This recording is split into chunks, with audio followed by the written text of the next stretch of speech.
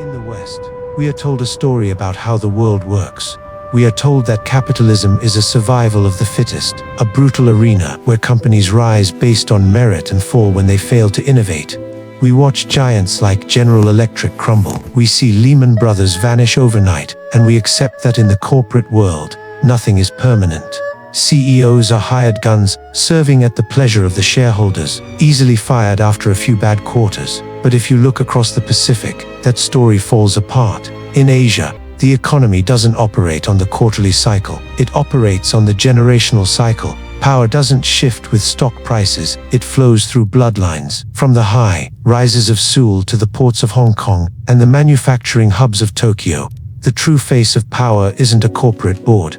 It is a family dinner table. What we are about to explore is a different breed of capitalism entirely. It is a system where a single family can control 20% of a nation's GDP. It is a world where 40-year-old executives are legally adopted by their bosses to secure the line of succession. And it is a story of how a handful of dynasties managed to survive wars, financial collapses, and political revolutions to build the Asian miracle. To understand the global economy, you have to stop looking at logos and start looking at last names. Because in much of Asia, business isn't just business, it's a blood oath. To understand why these dynasties exist, you have to go back to a time when they were the only thing that stood between survival and starvation. Picture Asia in 1945. The Second World War has just ended. The landscape is apocalyptic. Japan is a smoldering ruin of charred wood and paper. The Korean peninsula is about to be torn in half by civil war. China is in the throes of a revolution. Southeast Asia is scrambling out from under the wreckage of colonialism. In this chaos, the institutions we take for granted simply didn't exist.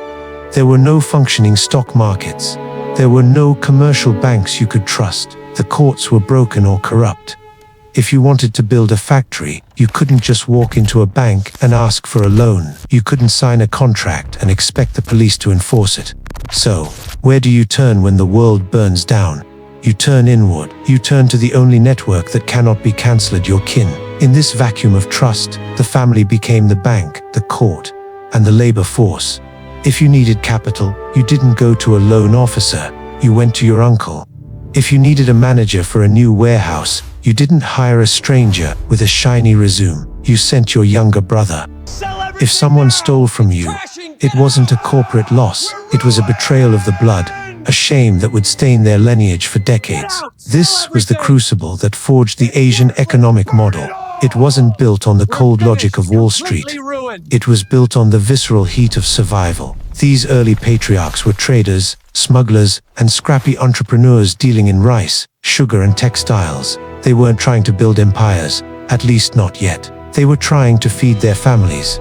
But as the dust settled and nations began to rebuild, these families found themselves in a unique position. They were the only stable organizations in unstable lands. As the 1950s and 60s rolled in, a new kind of partnership emerged. Governments in South Korea, Japan, and later Singapore and Taiwan realized they needed to industrialize fast to catch up with the West.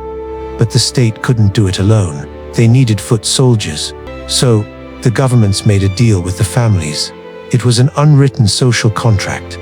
The government provided cheap loans, protection from foreign competition, and guaranteed contracts. In exchange, the families provided absolute loyalty and ruthless efficiency. In South Korea, this created the chaebols. In Japan, the keiretsu. These weren't just companies, they were national champions. But here is where the story gets darker. In the West, we speak of the visible hand of the market correcting errors. In Asia, the market was guided by the invisible hand of the patriarch. The structure of these organizations was designed to look like modern corporations to the outside world. But internally, they functioned like monarchies. They utilized a complex web of cross-shareholdings that is almost dizzying to untangle. Picture a circular chain: company A owns 30% of company B, which owns 30% of company C, which in turn owns 30% of company A. At the center of this spiderweb sits the patriarch. On paper, he might only own 2% of the total stock, but because of this circular structure, he wields 100% of the voting power. He is unfireable. He is unaccountable to anyone but his ancestors. This structure allowed these families to expand aggressively into every sector imaginable. In the West, companies specialize. Coca-Cola makes beverages. Ford makes cars. But in Asia, the family empires are omnipresent. A South Korean citizen might be born in a Samsung hospital, live in a Samsung apartment complex, buy life insurance from Samsung, drive a Samsung car, and finally be buried by a Samsung funeral service. This isn't brand loyalty, it's a cradle-to-grave ecosystem. But there is a flaw in every monarchy biology. What happens if the king has no son? Or worse, what happens if the son is incompetent? In the brutal world of 19th and 20th century industry, handing the keys of the empire to a foolish heir wasn't just bad business, it was suicide. Western corporations solve this by hiring outside CEOs. But in the dynastic model, bringing in an outsider is seen as a dilution of the brand, a breach of the fortress. So, the Japanese in particular, perfected a solution that fascinates sociologists to this day: Mukoyoshi, or adult adoption. This is not a symbolic gesture, it is a legal maneuver. In Japan, it is statistically common for a patriarch to scout his company for the most brilliant, ruthless, and loyal young executive. He doesn't just promote this man, he adopts him. He legally erases the man's former identity, gives him the family name, and often marries him to his daughter. Consider the implications of this. In the West, you work hard to become the CEO. In Japan, you work hard to become the son. This creates a terrifyingly effective incentive structure. The adopted heir knows he owes everything. His name, his wealth, his status, to the patriarch. His loyalty is absolute. This ancient practice is why some Japanese family firms have survived for over 1,000 years. They hacked biology. They ensured that the bloodline always had talent, even if they had to import the blood. For decades, this system worked miracles. It lifted hundreds of millions out of poverty and turned agrarian societies into technological powerhouses. Western economists called it the Asian miracle. They marveled at the efficiency. But in 1997, the music stopped. The Asian financial crisis was the moment the West thought the dynasty model would finally die. It started in Thailand with the collapse of the currency and spread like a contagion. In months, stock markets lost 70% of their value. Currencies became worthless paper. In Indonesia, the chaos was visceral. The rupiah lost 80% of its value. The net worth of the Salim Group, one of the largest conglomerates in Southeast Asia, evaporated. There were riots in the streets of Jakarta. The government fell. In South Korea, the mood was funereal. The national debt skyrocketed. The IMF, the International Monetary Fund, stepped in with a bailout package, but they came with strict demands: break up the chaebols, end the cross-holdings, bring in transparency. The Western world looked on with a sense of, "I told you so." They believed that crony capitalism had finally hit a wall, and that Asia would now have to adopt the Western model of independent, shareholder-driven corporations. But they were wrong. They underestimated the survival instinct of the family. While Western companies in similar crises would declare bankruptcy and liquidate, the Asian dynasties circled the wagons. They used their complex ownership structures to absorb the shock. Profitable subsidiaries bailed out failing ones. Cousins bought debt from uncles. They sold off the luxury yachts and the private jets to save the core business.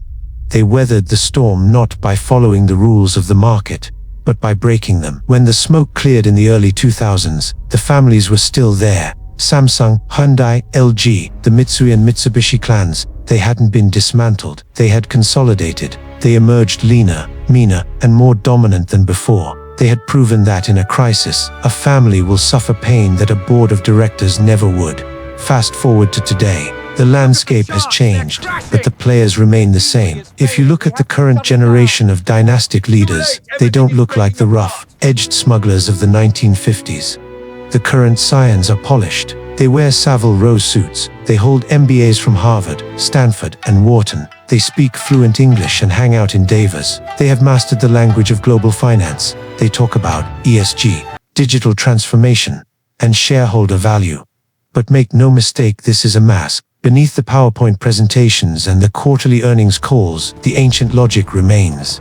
Samsung is now a global tech giant, but it is still run by the Lee family. Reliance Industries in India has pivoted from textiles to oil to digital data, becoming a 200 billion behemoth, but every major decision still passes through Mukesh Ambani. These families have successfully pivoted from the industrial age to the information age. They control the silicon chips in your phone, the data networks that carry your internet, and the shipping lanes that move your goods. They have proven that the dynastic model isn't a relic of the past, it is a highly adaptive evolutionary trait.